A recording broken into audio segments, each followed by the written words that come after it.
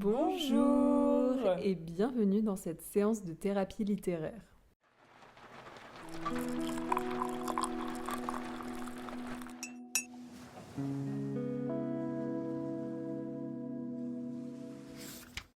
On est très contente de vous retrouver parce que là ça fait un mois qu'on n'avait pas enregistré avec Léa parce qu'on était en vacances toutes les deux. Oui. On a enregistré tous les épisodes en avance et là du coup on se retrouve enfin pour faire les épisodes du mois d'août.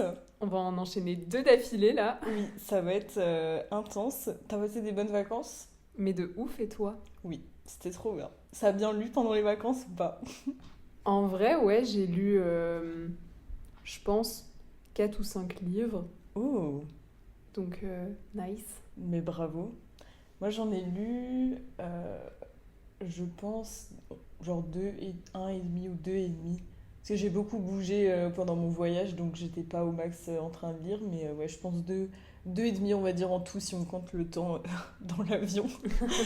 En vrai, dans les avions, tu vois les écrans où tu regardes des films, Ouais, ils devraient mettre des livres. je te jure, ça serait trop bien. Mais là, du coup, j'avais ma liseuse, donc pas besoin. Mais oui!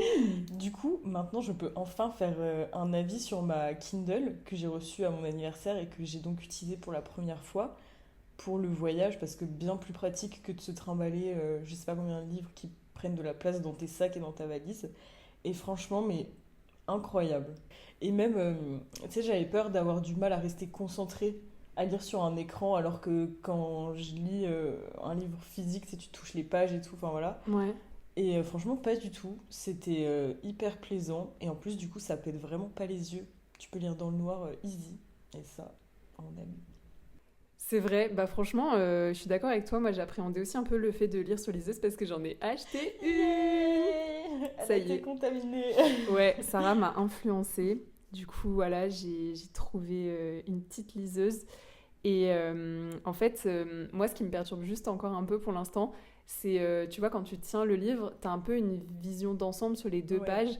Et là, genre, tu sais, j'ai l'impression que t'es coincé dans une petite ouais. page. Je sais pas comment expliquer. T'es prise au piège. C'est ça. Ouais. Mais après, c'est un avantage, c'est que parfois dans le livre, quand il commence à se passer un truc intéressant, mes yeux ont tendance à glisser. J'ai exactement le même problème. C'est On est d'accord. insupportable.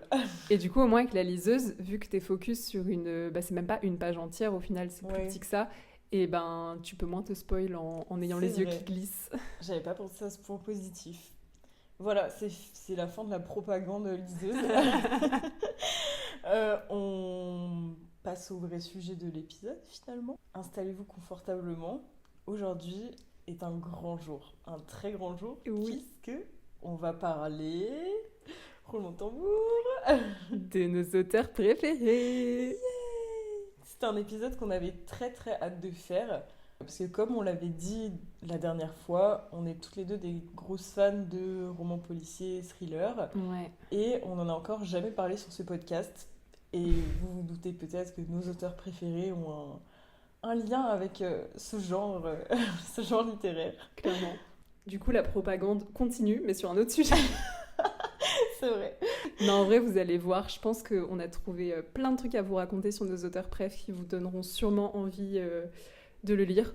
Oui. Mais Euh, est-ce qu'on ne devrait pas dire de qui il s'agit d'ailleurs? Mais si. Mais oui. Mais justement, moi j'allais juste dire trigger warning, ce n'est que des hommes, malheureusement. Ça c'est ouais. Mais Ça c'est ouais. il y a beaucoup d'autrices, je pense, qu'on aime bien. Mais c'est vrai que nos auteurs vraiment préférés, c'est des hommes. Donc C'est vrai. on est très triste de ne pas pouvoir mettre en avant des femmes, mais on le fera dans d'autres épisodes. Mais oui. Et d'ailleurs, bah, du coup, si vous avez des recos d'autrices, bah, de thrillers, de polars, romans policiers, enfin, on en connaît, mais c'est juste que c'est pas nos préférés. Mais voilà, si vous avez des recos, n'hésitez pas, on serait ravis de découvrir tout ça, quoi. Ouais, carrément. Mais moi je pense que là, pendant les vacances, j'ai lu La fille du train de Ah Paula oui! Hawkins. Je pense qu'elle a du potentiel pour devenir une de mes autrices un peu favorites parce que franchement, j'avais grave kiffé La fille Ouais, du train. Et je pense que je vais me pencher sur un de ses autres livres prochainement. très bonne nouvelle, ça. Voilà. Mais du coup, ses auteurs. Ces auteurs, alors, le tien, lequel c'est? Moi, c'est Joël Dicker, Et moi, c'est Maxime Chatham, le fameux le fameux. que vous connaissez sûrement. Oui, bah Joël Dicker aussi. Moi, certainement. Vous connaissez sûrement les deux, en fait. Et du coup, vu qu'aujourd'hui on parle de nos auteurs préférés, pour la boisson du jour, on s'est dit finalement pourquoi ne pas prendre l'une de nos boissons préférées. Donc Exactement. Léa a pris sa boisson préférée et j'ai pris la mienne. Enfin, Ouais, je sais pas si c'est ma boisson préférée, mais ça fait partie de ce que je bois le plus souvent. Ce qui n'est d'ailleurs pas ouf. Mais, c'est vrai. mais là, j'ai un petit Red Bull avec moi, l'édition de cet été. Euh, C'est à quoi? c'est pêche blanche. Ok. Alors, c'est pas mon goût préféré, j'avoue, mais là, je l'ai acheté en dernière minute et il y avait pas beaucoup de choix. Mm. Parce que je suis pas spécialement fan des Red Bull simples, je préfère celles un peu avec des goûts fun. Ouais. Du coup, voilà. Mais tu sais que c'est marrant parce que moi j'ai pas du tout la même approche des Red Bull. Genre pour moi depuis mon enfance c'est vraiment genre une boisson sacrilège tu vois. En mode c'est pas bien. Ah, mais je comprends parce que moi, quand j'étais petite, j'avais pas du tout le droit d'en boire, hein. Oui. Mes parents. J'espère bien. Ah, bah oui, c'est peut-être mieux. La boisson officielle des repas chez Sarah. Enfin, 8 ans, elle se fait des Red Bull tous les soirs. Non, non. Non, mais parce que moi, quand j'étais petite, je me rappelle que mon cousin, des fois, genre à Noël et tout, enfin, ou même pas que à Noël, mais des moments où on se voyait, quoi, il s'achète, enfin, genre, il avait des grosses canettes de Red Bull. Et mes parents, ils sont en mode, non, mais t'as le droit de goûter, mais tu bois pas, hein. Tu bois juste une ou deux gorgées. Oui, d'accord. Et ces quelques gorgées ont suffi à te rendre accro. Bah, faut croire. Non, en vrai, je pense que j'ai pas toujours été. Mais est-ce que vraiment on va parler de Red Bull pendant 1000 Non. ans? Non. Donc vas-y, enchaînons. Et Léa, quelle est ta boisson préférée? Bah écoutez, moi je pense que là je peux dire que je pense que c'est ma boisson vraiment préférée. En mode je kiffe trop ça depuis que je suis petite. C'est de la limonade. En plus là c'est de la Linesse, donc c'est vraiment de la limonade alsacienne qui vient de chez nous et qui est bio. Yay! Pas du tout comme ce que je vais boire moi, mais bon. Bah d'ailleurs, je fais un petit ASMR ouverture de canette. Ouh. Ouh! J'espère que vous avez aimé. On va se reconvertir en podcast ASMR si ça continue comme ça. Pourquoi pas?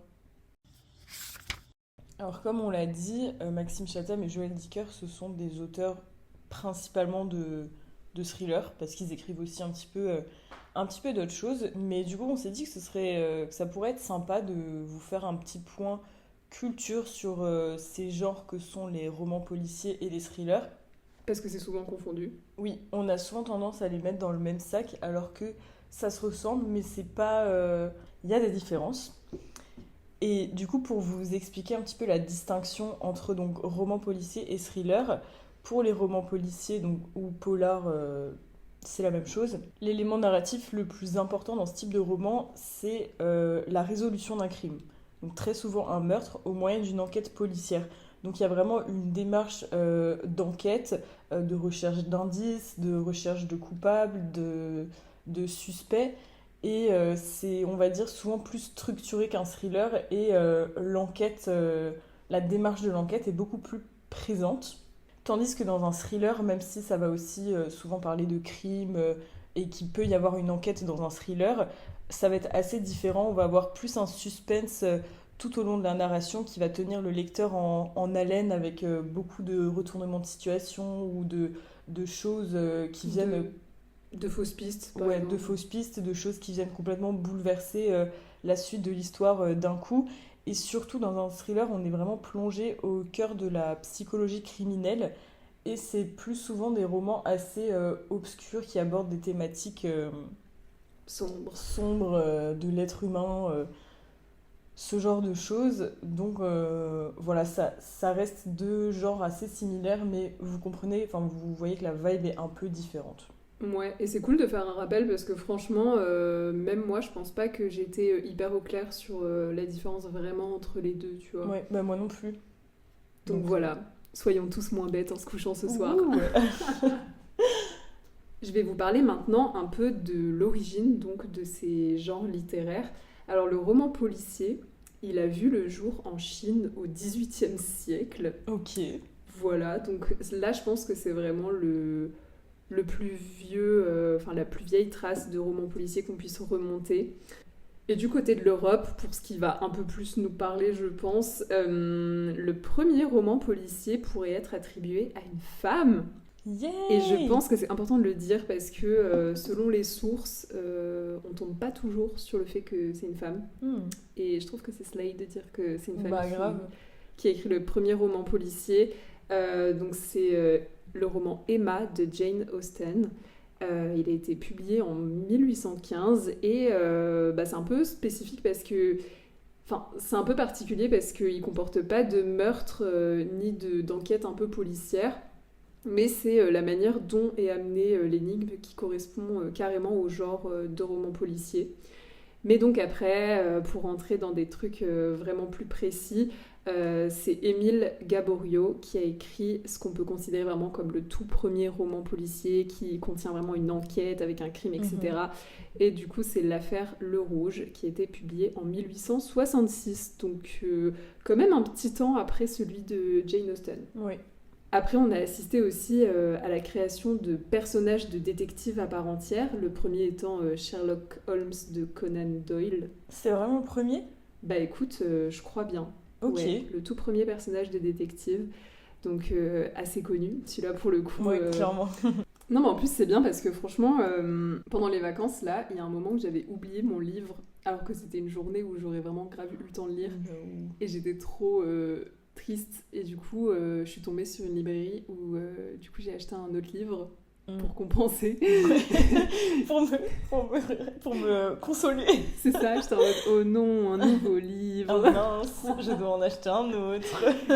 Et du coup je me suis chauffée justement à replonger un peu dans les polars, à replonger un peu dans les romans policiers vraiment classiques. Ouais. Et du coup, j'ai acheté un Agatha Christie. Trop bien. Je voulais prendre celui du crime de l'Orient Express, mais il n'y était pas. Ouais. Du coup, j'ai pris un truc aussi qui se passe dans un train. Okay. C'est le train de 16h50. Ok, je connais pas.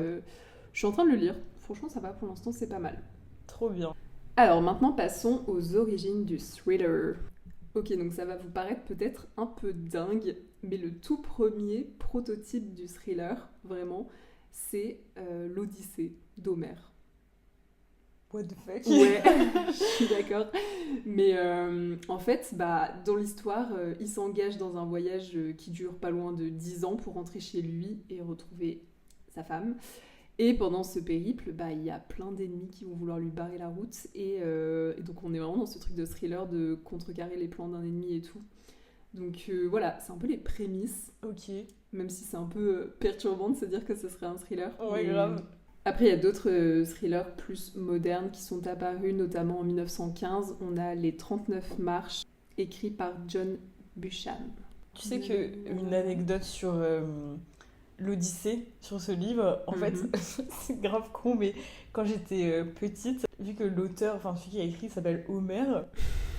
Je vois où tu vas. Tu t'es dit, c'est le monsieur jaune qui l'a écrit. Un personnage jaune.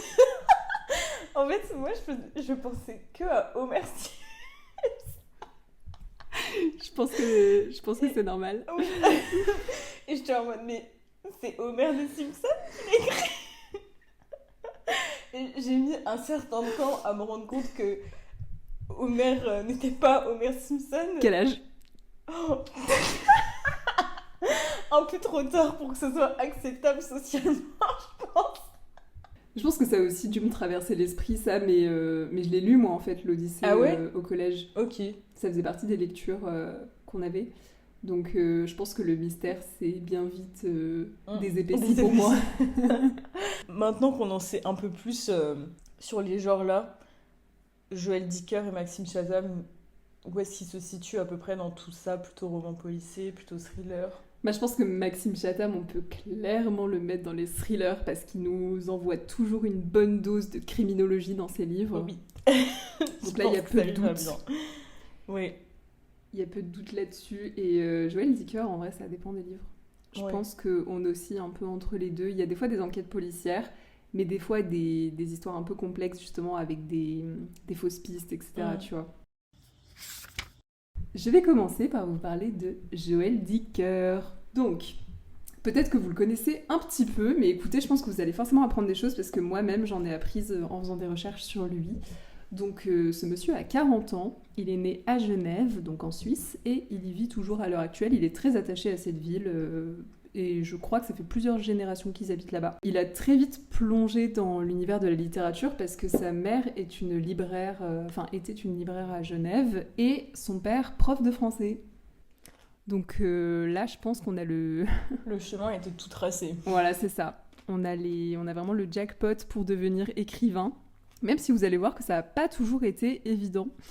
Donc il a sorti son premier roman en 2010 qui s'appelle Les derniers jours de nos pères, mais avant ça il avait sorti une nouvelle qui s'appelle Le Tigre en 2005 et qui lui avait quand même valu d'être primée dans le cadre du prix international des jeunes auteurs, et elle a été publiée donc dans le recueil des lauréats aux éditions de l'Eb, qui est une maison d'édition suisse. Alors ce qu'il faut savoir sur lui et qui est plutôt cool et impressionnant je trouve, c'est qu'il a fondé sa propre maison d'édition en 2022 qui s'appelle Rosie et Wolf.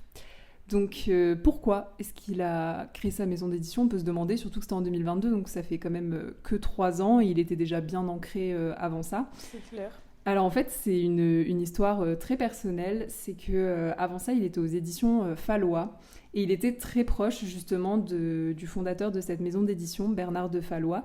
Et en fait, après la mort de ce dernier, il voulait pas se tourner vers une autre maison d'édition. Donc c'est cute, en vrai, il voulait vraiment lui rester fidèle. Et donc il s'est dit que la seule option, c'était de créer une maison d'édition. Mais une nouvelle maison d'édition à soutenir finalement. De ouf!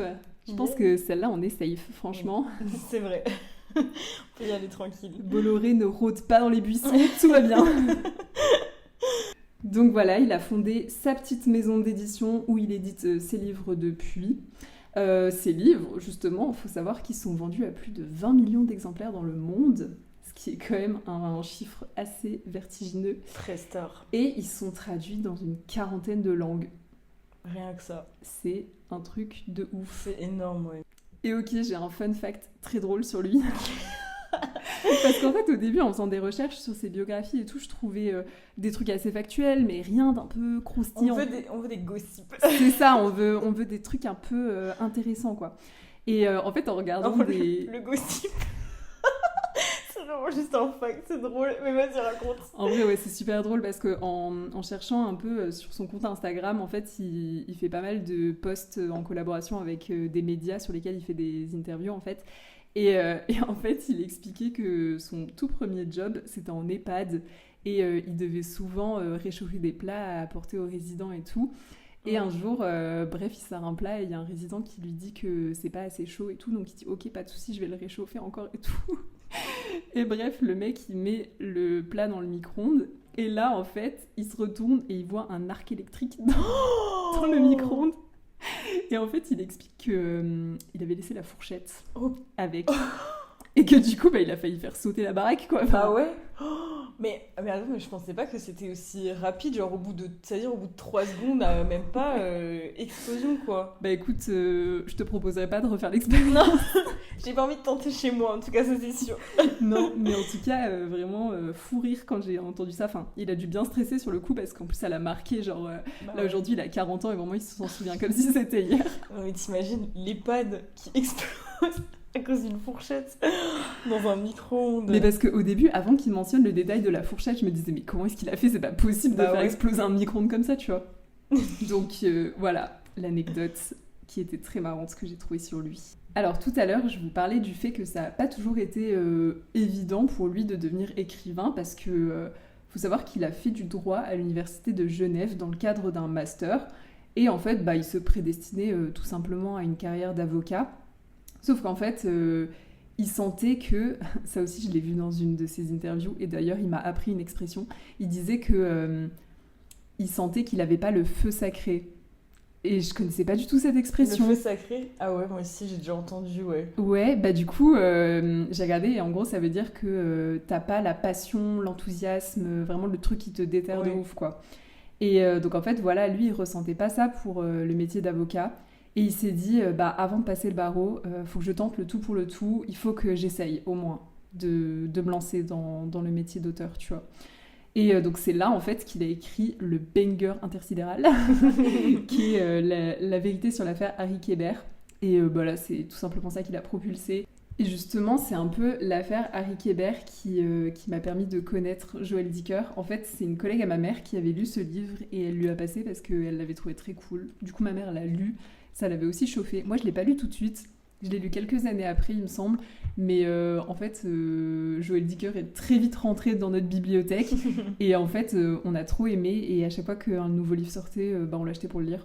Et donc voilà, c'est devenu un petit rituel. Chaque fois, on l'achète et on le lit l'une après l'autre. Trop bien. Mais tu sais que moi, ouais, c'est toi qui m'as fait découvrir Joël Dicker. Et en fait, là, maintenant, depuis que tu m'en as parlé, je veux absolument lire un livre de Joël Dicker parce que oui, je n'en ai pas encore lu. Mais ça viendra. Ne vous inquiétez pas. J'espère bien. Mais bien sûr. En plus, j'en ai plein dans ma bibliothèque. Là ce soir, j'en glisse un dans ton sac en fait, Bah avant oui, que tu mais repartes. de toute façon, ça fait à peu près, je sais pas trop combien de temps, mais hyper longtemps que tu me dis un animal sauvage, Oui, je te le prête et tu le lis. oui, C'est un ordre. tout à fait. Voilà, donc j'ai connu Joël Dicker quand j'avais à peu près 14-15 ans. Et je ne l'ai plus lâché depuis parce que Oh, mais c'est que c'est une histoire de longue date. j'espère qu'il écoutera jamais ce podcast. Non, je suis juste vraiment trop fan de tes livres, Joël. Voilà. C'est dit. Pourquoi c'est mon auteur préféré? On pourrait se demander. Bah, je pense que déjà, il y a ce truc de la récurrence de on achetait tous ses livres et du coup, je sais pas, il y avait trop un truc de on attendait son prochain livre et tout. Ouais. Et aussi, bah, je pense que c'est mon auteur préféré parce que, tu vois, ces livres, c'est vraiment le genre de livre où je me retrouve le plus. Ouais. Genre, c'est vraiment le thriller, le roman policier qui va grave me happer et je vais lire son livre en 2 jours parce que, Ouais. genre, ça te tient et ça te lâche pas jusqu'à la fin, tu vois. Et même, c'est... Enfin, moi, je vous le conseille si vous aimez bien les trucs vachement méthodiques, tu vois, en mode Ouais. tu rentres dans l'intrigue, tu commences à dérouler un fil et hop, t'as toutes les explications en passant aussi bah, justement par des fausses pistes, etc. Mais il y a tout qui va se dérouler et t'es jamais au bout de tes surprises en fait parce qu'il te fait... Enfin, tu vois, tu penses que tu vas du point A au point B, mais en fait, tu passes par tout l'alphabet entre-temps, tu vois. Ouais, c'est ça. Et en plus, je nous ai découvert un petit point commun, Mais non. c'est qu'il fait de la course à pied aussi. Oh. Demande-le en ami sur Strava. Oh ouais. Je vais vous dévoiler mon top 3 de Mais ces oui, romans. on veut savoir. Et justement, bah, le premier, sans grande surprise, c'est Un animal sauvage. Vraiment, je pense que c'est celui que j'ai le plus aimé dans tout ce qu'il a pu faire. C'était genre hyper prenant et Ouais. genre encore aujourd'hui, tu vois, je me souviens de pas mal de l'intrigue. Alors que des fois, il y a des livres, tu vois, je regarde sur Goodreads et je me dis putain, c'était quoi ça déjà genre, Ouais, non mais oui, grave, moi aussi. l'intrigue, tu vois, elle est vraiment genre... tu vois, le fil, il est vraiment emmêlé, bien tournicoté. Et en fait, quand tu lis, tu vas Ouais. tout dérouler progressivement. Et moi, j'aime trop justement quand tout se remet en ordre et que dans ta tête, ça fait sens et que tu te dis « Ah Ouais. Parce que tu vois, ça m'arrive souvent genre de lire des livres un peu comme ça. Mais en fait, au final, quand t'as fini de dérouler la pelote, t'es en mode non. Genre, Mm. c'est pas le bon. C'est pas réaliste, genre, c'est pas le bon truc, tu Ouais. vois. Ce que tu dis, moi, ça me fait un peu plus penser justement à la vérité sur l'affaire Harry Kéber. Je le place quand même en 2 dans mon top 3 parce que bon, c'est quand même son livre le plus Enfin, ouais. connu, etc. Mais ouais, faut dire que c'était pas non plus mon préféré parce que justement, enfin, tout le livre est très bien, l'enquête, machin, tout ça, nickel. Mais la fin, c'est justement ce truc où je me suis dit, ah ouais. Et sinon, mon top 3, que j'avais vraiment trop kiffé, c'est La disparition de Stephanie Meller, qui est sorti en 2018. Ok, j'ai jamais entendu parler de celui-là, je crois. Ouais, bah, ça fait partie de ceux qui sont un peu moins connus. Et celui-là, fun fact, il prend pas place à Genève ni en Suisse, parce que Ok. la plupart des romans de Joël Dicker sont basés à Genève. Ben, tu vois, ça me donne encore plus envie de lire ces livres. Du coup, tu sais, tu t'arrives à découvrir des endroits par tes lectures aussi. Et ça, j'adore. Genre, tu vois, des fois, ça m'arrive de chercher un livre qui spécifiquement, je sais pas, se passe en Asie ou en Amérique ou ailleurs. Tu vois, genre, tu sais, Ouais. je cherche une vibe plus que genre une histoire, tu vois. Ok, ouais. Alors, je sais pas si vous vous rappelez, mais dans notre tout premier épisode, notre présentation, on avait fait un petit jeu des soldats avec un peu des dilemmes sur le thème de la lecture et tout. Et du coup, on s'était dit que ça pourrait être sympa de le refaire, mais t'aimes nos auteurs du coup. Ouais, mais parce que c'était trop bien. Moi, j'avais trop kiffé le This or That. Et puis, c'est Ouais. plus intéressant pour vous aussi, je pense. Mais on a prévu d'autres petites questions. Je vais poser des petits dilemmes thème Joël Dicker à Léa. Mhm. Premier dilemme, tu préfères le style des anciens romans de Joël Dicker ou plutôt le dernier qu'il a sorti qui s'appelle La très catastrophique Visite du zoo? Alors, je pense que celui-là, j'ai pas trop d'hésitation. Je préfère clairement le style de ses anciens romans, entre guillemets, parce que faut savoir que le dernier qui est sorti, il le tourne vraiment plus vers un public jeune. Oui. Et après, il faut dire que vraiment, il y a une enquête toujours dedans. Et cette enquête, je trouve qu'elle était vraiment sympa. Mais par exemple, là, le personnage principal, c'est vraiment une fillette de 8 ou 9 ans, tu vois. Te connaissant, je comprends cette réponse.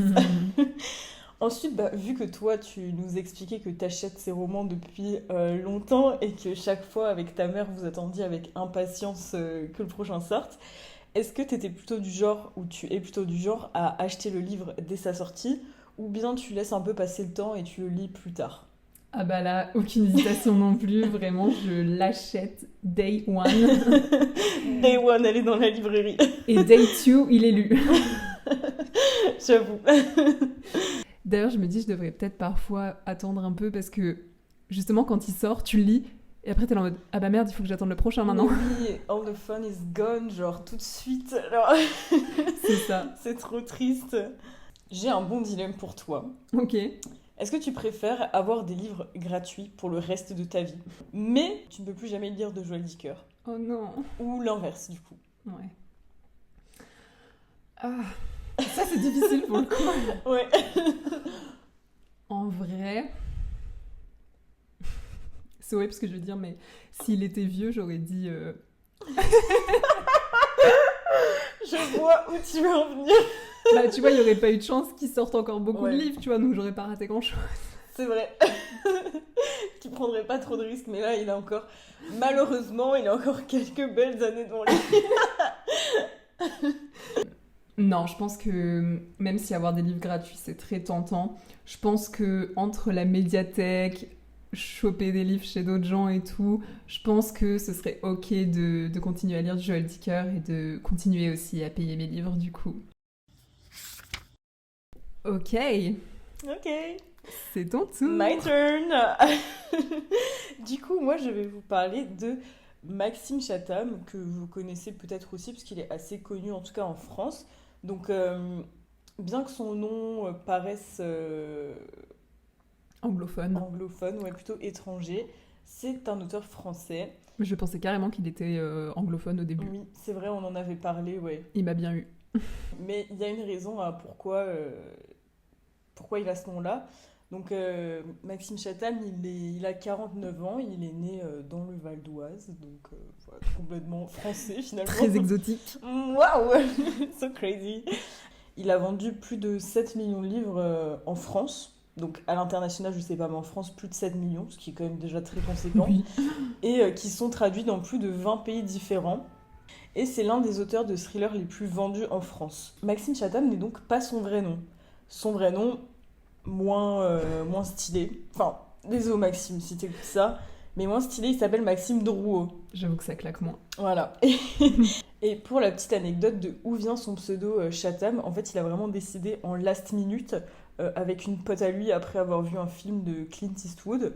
En fait, c'était vraiment la veille du jour où il devait signer les papiers avec la maison d'édition pour enclencher tout le processus de sortie de son livre, quoi.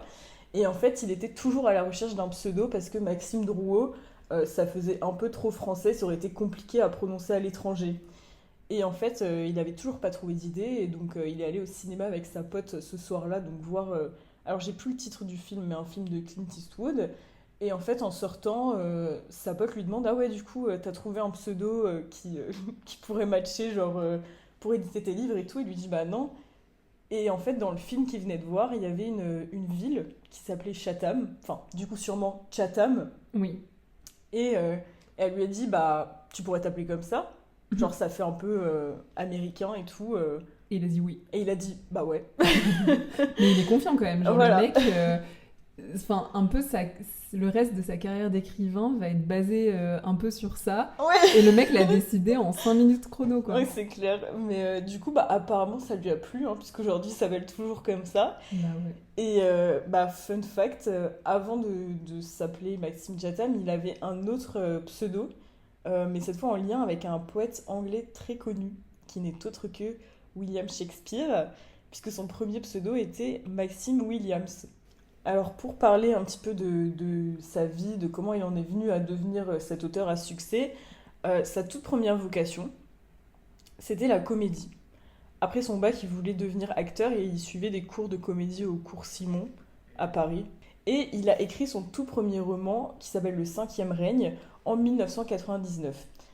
C'était un roman, je crois, plus fantastique, mais il le soumet à aucune maison d'édition à ce moment-là. Un peu plus tard, en 2000, il commence à travailler en tant que libraire pour se rapprocher petit à petit du monde de l'édition. Et en même temps, il écrit son nouveau roman. Et en parallèle de tout ça, il est aussi étudiant à l'université de Saint-Denis, puisqu'il suit des cours de criminologie là-bas. Donc vous sentez un petit peu le schéma arriver. Makes sense. Et donc ce roman qu'il était en train d'écrire quand il était libraire, qui s'appelle L'âme du mal, c'est celui qui l'a fait percer. Et c'est le premier tome d'une trilogie qui s'appelle la trilogie du mal. Et donc L'âme du mal est sortie en 2002. Et je voulais quand même noter que 2002, c'est l'année de ma naissance. Quel hasard. T'étais prédestinée à le lire. Et c'est vrai qu'il a tout de suite été assez reconnu pour son style très sombre, très énigmatique et mystérieux.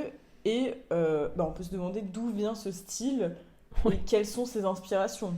Oui, des fois on se demande, franchement. Franchement, des fois, on se demande vraiment, effectivement. Alors, Maxime Chatham, au cours de son enfance, il a fait il a fait beaucoup de séjours aux États-Unis, à New York, à Denver et surtout à Portland. Et justement, L'âme du mal, donc son tout premier roman, se déroule à Portland, donc dans l'Oregon. Et ses fréquents séjours aux États-Unis, ça se ressent beaucoup dans la plupart de ses romans, parce qu'il explique lui-même qu'il cherchait toujours à avoir un style américain, mais à la française, quoi. Je trouve que ça se ressent beaucoup dans la manière dont il aborde la psychologie de ses personnages et surtout, du coup, le côté criminologie. Parce que c'est vrai qu'aux États-Unis, tu vois, genre au FBI, même dans la police et tout, il y a ce qu'on appelle des profilers. Genre. Oui, ouais. C'est ces gens qui déterminent le profil psychologique du criminel recherché. C'est un truc qui existe en France. Enfin, on peut étudier la criminologie en France, mais c'est pas vraiment hyper reconnu comme métier. Je trouve que c'est un concept assez américain en vrai. Ouais, c'est vrai. Et donc, c'est en apprenant tous les rudiments de la psychologie criminelle, de la police technique et scientifique et de la médecine légale qui va de plus en plus les intégrer à ses romans. Et du coup, je trouve que c'est la grosse différence, moi, que j'ai toujours ressenti entre ses romans à lui et les thrillers d'un autre auteur du même style. Ouais. C'est le côté criminologie qui est très marqué. Ce qu'il dit, c'est qu'il aime explorer en fait la nature humaine et c'est pour ça que la plupart de ses romans sont très sombres. Il aime écrire sur le côté mauvais de l'humain et les tréfonds les plus sombres de notre âme.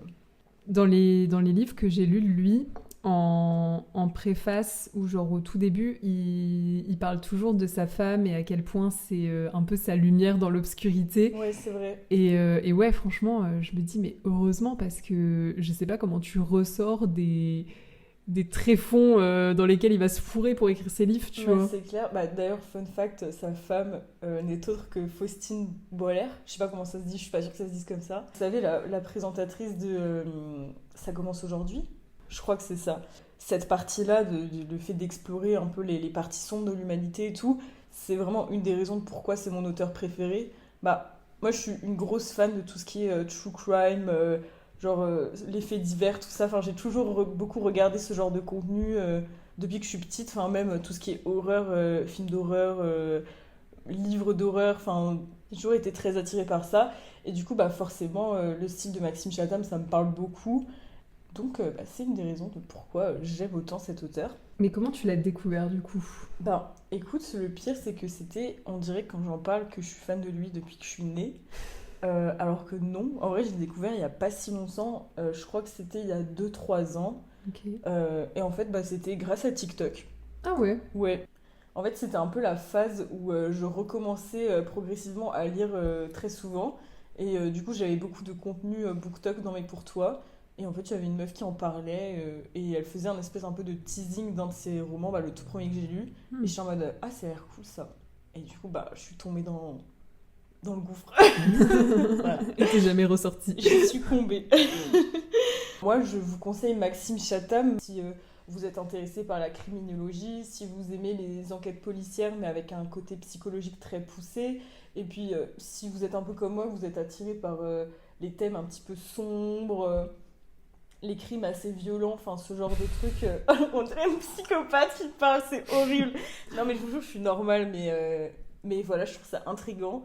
Donc si vous êtes comme moi, voilà, je vous conseille à 10 000%, je pense que vous ne pourrez que kiffer.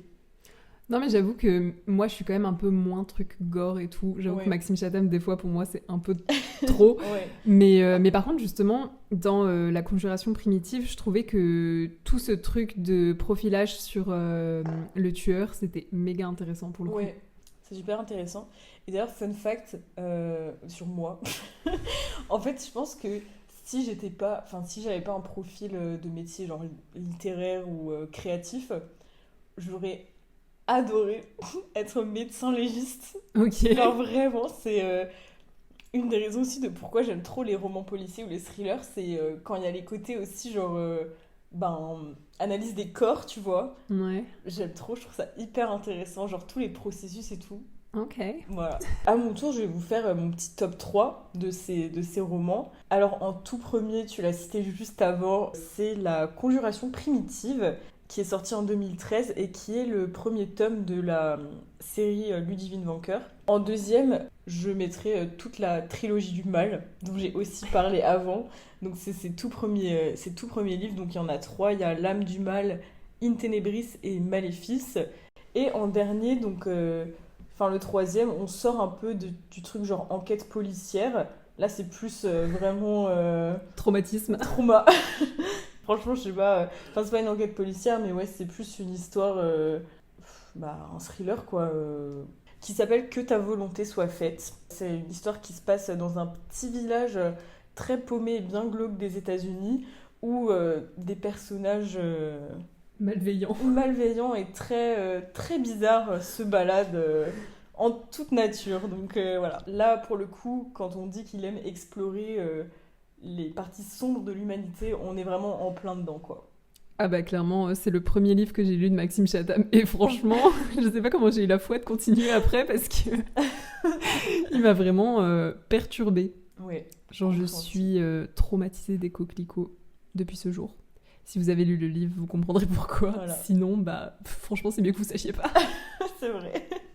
Mais en parlant de Que ta volonté soit faite, on va enchaîner sur le This or That. Ma toute première question pour toi, c'est est-ce que tu préférerais te retrouver dans le chalet perdu en montagne de son livre L'Illusion, ou bien être coincé justement dans ce petit village de Carson Mills, le village de John Peterson dans le livre Que ta volonté soit faite? Deux super ambiances. Ouais, vraiment, j'ai dit c'est hyper dur parce que les deux ambiances sont horribles. Je dirais plutôt être coincé à Carson Mills. Ça m'a l'air quand même plus facile de m'en échapper que le petit village perdu en montagne, quoi. Je suis d'accord. Ensuite, t'évoquais le fait que Maxime Chatham avait aussi un peu écrit dans le genre fantastique. Du coup, est-ce que tu serais plus thriller sanglant ou fantastique angoissant? Moi, clairement, thriller sanglant, c'est ce qui me parle le plus. Ouais. Ouais. Je suis d'accord. Et donc, c'est thriller sanglant. Est-ce que tu les lis la nuit en mode pour te faire plein de films dans ta tête après en dormant, ou tu préfères garder ça pour une petite lecture quand il fait bien jour? Alors, j'avoue que la nuit, je suis une énorme flippette, genre. Enfin, je sais pas toi, mais moi, à partir du moment où le soleil est couché, je sais pas, il y a un bouton on qui s'allume en moi, mais genre j'ai peur beaucoup plus facilement. Et normalement, lire des livres d'horreur ou des trucs comme ça me fait vraiment pas peur. Mais la nuit, franchement, ça change tout. Je trouve que ça change tout. Mais surtout, moi, je trouve que c'est même pas le fait de lire sur le moment même. C'est plus une fois que tu poses ton livre. Ouais. Genre, par exemple, tu vois, hier soir, j'ai dormi toute seule parce que mon copain, il est en vacances. Et genre vraiment, j'ai fermé les yeux et là, il y a des dingueries qui ont commencé à me Mais venir à oui, l'esprit. mais c'est ça. Je dirais quand même lecture nocturne pour la vibe. Ouais. Mais voilà, en fonction des thèmes, je peux potentiellement m'enfermer à triple tour après, tu vois.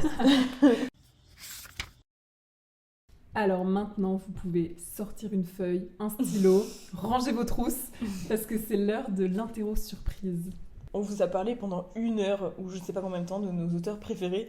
Mais est-ce qu'on est des vrais fans? Est-ce qu'on est des OG? Ou Est-ce qu'on fait semblant? est-ce qu'on fait semblant? Non, mais on a décidé qu'on allait un petit peu se faire un petit quiz comme ça pour nous tester nous-mêmes et voir à quel point on s'y connaît sur Joël Dicker et Maxime Chatham. Ouais. Après, on a préparé les questions chacune de notre côté, donc je sais pas comment est-ce qu'on a évalué la difficulté des Ouais. questions. Mais bon, en vrai, on n'est quand même pas parti dans des trucs trop compliqués parce que si vous connaissez pas spécialement les deux auteurs, je pense que c'est un peu difficile. Il y a des questions, je pense, qui sont aussi basées sur ce qu'on a dit perso. Ouais. Donc voilà, on va faire un petit vrai ou faux et un petit quiz aussi. Tu commences ou je commence?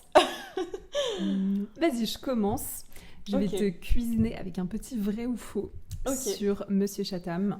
Alors, ma première question, qui du coup là est vraiment très facile, c'est Maxime Chatham a fait des études de criminologie. Vrai ou faux? Vrai? Oui. Of course. Donc là, a priori, si vous avez suivi jusqu'ici et que vous avez bien écouté, Vous avez juste... vous aviez la réponse. Celui-là, c'était cadeau. Ensuite, deuxième vrai ou faux, son roman L'Illusion, paru en 2020, va faire l'objet d'une adaptation en série télé cette année, 2025. Ah. Je pense pas parce que je le suis sur Insta, mais j'ai pas vu de post passer là-dessus. Donc j'irais faux. C'est une bonne réponse, mais c'est Oh. à moitié vrai parce Ok. que c'est pas L'Illusion, mais c'est son roman Le Signal qui va faire l'objet d'une Ah. adaptation. Ah, mais maintenant que tu dis, je crois que j'ai vu un truc passer là-dessus, sur le signal. Voilà, donc Ok. c'est une demi-vérité. Ok. Dernière question. Parmi les différentes œuvres qu'il a créées, Maxime Chatham a écrit une pièce de théâtre. Bah, en vrai, j'ai envie de dire vrai parce que du coup, son tout premier pseudo venait de William Shakespeare, donc ça implique un peu que c'était un fan de théâtre quand même. En plus, il a fait de la comédie. Mais en faisant mes recherches, j'ai pas vu cette info-là. Donc je dirais faux. Mais je suis pas Yes, tu sûre. t'es trompée pour une fois. Sinon, c'était trop facile, attends. Non. J'avoue, je sais pas où t'es allée la chercher, l'info. Bah écoute, j'ai vraiment cherché loin pour faire mes questions. Mais non, il a vraiment écrit une pièce de théâtre intitulée Le Mal. Et Ok. il s'est inspiré de sa trilogie du mal, du coup, pour l'écrire. Ah, trop bien. Bah écoute, peut-être que je vais commencer à lire du théâtre, moi. Mais bien joué, tu m'as piégé. Ouf, Est-ce que heureusement. j'enchaîne avec les vrais ou faux pour toi Vas-y. et on fait les quiz après? Ok. Alors, moi je pense que niveau de difficulté, on doit être à peu près au même niveau. Je sais Ok. pas trop. Alors, on commence par le premier. Joël Dicker a commencé à écrire des histoires très jeune, à l'âge de 10 ans. Vrai ou faux? Vrai. C'est vrai! Il a commencé à écrire très jeune et il a même dirigé un petit magazine sur la nature. Qui s'appelle La Gazette des Animaux. Exactement. Et je crois que j'avais même vu qu'il avait reçu une espèce de récompense ou un prix, genre de... Pour la biodiversité. Ouais, voilà, Justement, parce que mais slay, genre. De ouf. Ensuite, le prénom de sa maison d'édition, Rosie and E, je sais pas comment on dit. Rosie and Wolf, Ouais, je pense. je sais pas. Rosie and Wolf, est un hommage à sa grand-mère et à son chien. C'est faux. Oui, t'as raison. Trop je, forte. je sais pas, ouais, mais en même temps, on a fait tellement de recherches pour cet épisode qu'on est presque incollable. Mais ouais, je sais plus dans quel ordre c'est exactement. Mais il me semble que c'est pour son grand-père qui l'a initié un peu à l'écriture. Ouais, Et Rosie, c'est une femme, je sais plus qui exactement. ouais, c'est ça. Ça vient du prénom d'une femme qui s'appelle Rosina Mm. et qui l'a apparemment initiée au plaisir de la lecture, mais on sait pas vraiment qui est cette femme. Enfin, je crois pas qu'il l'a dit. Archi mystérieux. C'est une femme random comme ça. Ouais, voilà. Et effectivement, Wolf ou Wolf vient du... Enfin, c'est le nom de l'un de ses grands-pères qui lui a donné le goût de l'écriture. Et il y a aussi que R et W, en anglais, ça fait genre comme read and write. Genre lire et écrire. Ça, je savais pas. Ça tombait bien, quoi. Bah ouais. Voilà. Ensuite, dernière question. Donc là, on rentre un peu plus dans... On sort un peu de la littérature, justement. Ok. Alors, Joël Dicker, il fait aussi de la musique. Il joue de la batterie. Et, vrai ou faux, il a très longtemps hésité entre une carrière de musicien ou d'écrivain. J'avoue que là j'hésite parce que j'ai vu effectivement aussi dans mes recherches qu'il avait eu un délire un peu de musicien, mais au point d'hésiter, je dirais faux. C'est que tu as fait un sans faute. Oh my Sur god, c'est vrai ou ok. faux. Putain, je pensais que j'allais avoir faux celle-là. Non, t'as raison, c'est bien faux. Effectivement, il joue bel et bien de la batterie. Et je crois qu'il a même, ou il fait même partie d'un groupe de musique, mais c'est genre pas un truc connu Ouais. de ce que j'ai compris. C'est un hobby. Voilà, mais il n'a jamais envisagé de carrière dans la musique, ça a toujours été l'écriture en premier, quoi. Ok, franchement ça m'a mis un gros doute. Hein. J'ai cru que t'allais me dire non, le mec voulait être batteur de AC/DC, tu vois. Mais non, tu le connais très très bien. L'honneur est sauf. Ok, maintenant on va passer au quiz avec des questions ouvertes parce que un QCM ce serait trop simple. Oui. Alors, en vrai ça va, je pense que ça reste quand même assez facile. Quel est le nom de la maison d'édition où Maxime Chatham a publié la quasi-totalité de ses livres? La quasi-totalité, je dirais Albin Michel, ou je sais que son premier éditeur c'était Michel Lafon. Donc, je dirais Michel Lafon, mais je suis pas sûre. C'est ton dernier mot? Ah, je sais pas. Je suis sûre Je que dirais- tu l'as, on en a déjà parlé en plus. Mais oui, on en a déjà parlé, c'est sûr qu'on en a déjà parlé, mais je crois que là j'arrive pas à me rappeler, c'est... Parce que t'avais cru en plus que c'était peut-être une édition Red Flag qui appartenait à Bolloré et au final tu C'est- t'étais rendu compte que non. Et c'est Albin Michel, du Oui. coup. Oui, c'est ça, oui. Oui, c'est vrai, je me rappelle quand je croyais que ça appartenait à Bolloré, en fait, non. T'étais là en mode non. Oui, Ça c'est va. Ok, deuxième question. Quelle est la première ville aux États-Unis où Maxime Chatham a été de passage?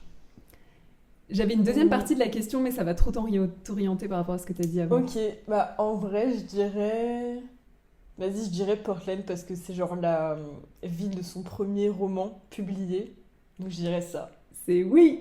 Oui. En fait, la deuxième partie de la question, c'était et qui a notamment inspiré son premier roman. Ah oui. Et c'est vraiment mot pour mot ce que t'as dit Oui. tout à l'heure, donc je me suis Ça dit, m'aurait un peu trop mis sur la piste. Ok. Et celle-là, alors je l'aime trop, c'est ma question préférée, mais je Ok. pense que tu vas rapidement retrouver. Et du coup, j'ai corsé un peu le truc. J'ai lu 3 livres de Maxime Chatham. Est-ce Oh. que tu saurais me dire lesquels et dans quel ordre? Oh waouh, ce serait vraiment une question pour voir si je te connais bien. Bon, Attention. alors du coup c'est facile. Déjà le premier que t'as lu c'est Que ta volonté soit faite. Tout Parce que à tu fait. l'as dit avant et je m'en rappelle. Putain, j'ai donné des indices. Que vraiment quand Léa a commencé à lire du Maxime Chatham et qu'elle a commencé par Que ta volonté soit faite, vraiment à milieu du livre, genre tu m'as vraiment envoyé un snap en mode t'étais bouche bée, genre je sais plus ce que tu m'as dit mais un truc en mode waouh. Je crois que je t'avais envoyé un snap genre au tout début, genre page 24 ou un truc comme ça, parce que genre il y a déjà un chien qui meurt, j'étais en mode mais Ouais. c'est pas possible. Oui, un truc ouais, horrible. Oui, c'est vrai, je me rappelle. Mais du coup, d'abord celui-là. Ensuite, t'as dit qu'il y en avait 3? Ouais. Ok, je sais. Ensuite, c'est l'illusion. Oui. Et pour finir, la conjuration primitive que je t'ai Exactement. offert à ton birthday. Oui. Ouh. Bien joué. J'ai fait un sans faute ou je me suis trompée à la première question? Ah non, j'ai Non, fait t'as fait un faute. sans faute. Yeah. Bravo. C'est bon, je peux rester dans la team chatamiste. Chatamiste. Ça fait trop nom de secte. Ah non, mais je crois que genre ces fans, ils se donnent un peu un nom comme ça, mais je sais plus si c'est les chatamistes ou si je dis n'importe quoi. Est-ce que c'est ça? Ah non, c'est vraiment ça, c'est les chatamistes. C'est le nom qu'ils sont auto-donnés, genre C'est les fans hilarant. de Maxime Chatham.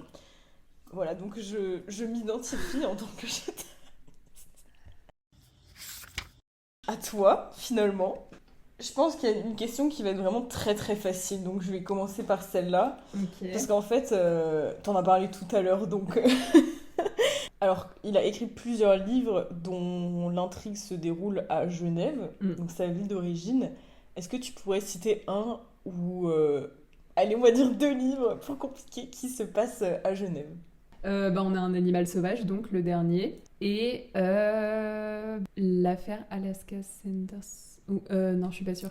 Par contre, l'énigme de la chambre 622, ça, je suis quasi sûre. Oui, bien joué. C'était les deux que j'avais là. J'avais noté Ok. un animal sauvage et l'énigme de la chambre 622. Nice. Donc trop forte. Ensuite, on sait que son tout premier métier, c'était en EHPAD. Oui. Mais on en a parlé un peu de la carrière qu'il a failli suivre. Est-ce que tu sais quel était son premier vrai métier, entre guillemets, genre avant d'être écrivain Je pense avoir vu qu'il était assistant parlementaire, c'est ça? C'est ça, il Ok, était ouais. attaché parlementaire au Parlement suisse, du coup. Et dernière question, alors celle-là, je pense qu'elle est un peu plus difficile, mais peut-être que tu le sauras. Ça touche au cinéma. Hmm. Vu que tu es aussi une fan de cinéma, il y a un réalisateur américain très très connu qui a voulu adapter le roman La vérité sur l'affaire Harry Kéber. Est-ce que tu sais de qui il s'agit? Mais qui a voulu ou qui l'a fait? Qui a voulu et au final ça n'a pas eu lieu parce qu'il s'est vu, il a été écarté faute de temps pour rencontrer l'éditeur. Donc au final c'est quelqu'un d'autre qui l'a réalisé. Très connu. Tu vois vraiment très très très connu. Même si tu t'y connais pas en cinéma, tu connais forcément. Spielberg. Oui, oui. Bravo, trop forte. C'est ça, c'est Steven Spielberg. Bravo, franchement, t'as fait un sans faute là, tu m'épates. Waouh! Bon, je pense qu'on peut dire qu'on a le droit de rester des fans. On a bien le droit de dire que c'est nos auteurs préférés, les revendiquer, parce qu'on connaît quand même très bien leur vie. Ouais, de fou. Mais en même temps, avec les recherches qu'on a faites là, je suis en train de me demander, je crois pas que la fanbase de Joël Dicker, elle ait un nom. En fait, le problème, c'est que son nom de famille. Il se prête pas trop à la création d'un nom de fanbase. Oui. C'est pas grave. Mais bon, tu peux peut-être en créer un. Allez! Je vais me lancer dans une carrière parallèle. Pour finir, moi j'aimerais bien vous partager une petite citation du dernier livre justement de Joël Dicker et que j'avais trouvé trop mignonne et que j'ai prise en photo. Ça dit, au fond, les gens sont comme les étoiles. C'est en les regardant attentivement qu'on se rend compte à quel point ils brillent. C'est trop mignon! C'est trop choupi! Et en plus, c'est vraiment la dernière phrase du livre. J'en ai une aussi, du tome 2 de la trilogie du mal In Tenebris. Les véritables bonheurs de la vie ne sont pas dans les sourires de joie, mais dans ces intervalles d'incertitude, lorsque notre quotidien peut basculer, mais qu'on ne sait pas encore de quel côté.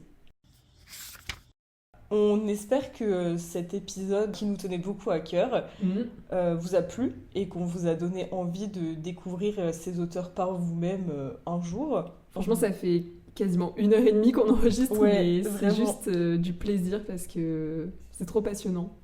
Pour le prochain épisode, on va se retrouver pour un nouveau concept. Oui! Une idée que l'on a eue et qui deviendra très certainement une série. Donc le thème de ce prochain épisode est dans la bibliothèque de Dua Lipa. Exactement! Et donc là, si vous suivez bien, cette série, on va la décliner en allant dans la bibliothèque d'autres personnes que vous pourrez nous suggérer d'ailleurs en commentaire sur TikTok ou sur le podcast. Et on s'en chargera avec plaisir. On vous donne rendez-vous le dimanche 24 août à 16h comme d'habitude. Et en attendant, vous pouvez venir nous voir sur TikTok, @booktherapy.club. Vous pouvez nous envoyer un DM si vous voulez pour papoter ou encore regarder nos TikTok. On essaie d'en sortir souvent. Là, avec l'été, c'était un peu compliqué. Mais on va revenir, surtout qu'on a passé la barre des 1000 abonnés. On est trop contents. Merci beaucoup. Voilà, ça nous fait trop plaisir parce qu'en soi, ça fait que depuis mi-avril qu'on s'est lancé là-dedans. Oui. Donc on est trop contente de voir que ça fait kiffer des gens. Merci de nous écouter pour tous ceux qui sont là maintenant avec nous. Oui, merci d'être là et on se dit à bientôt. À bientôt. Bisous.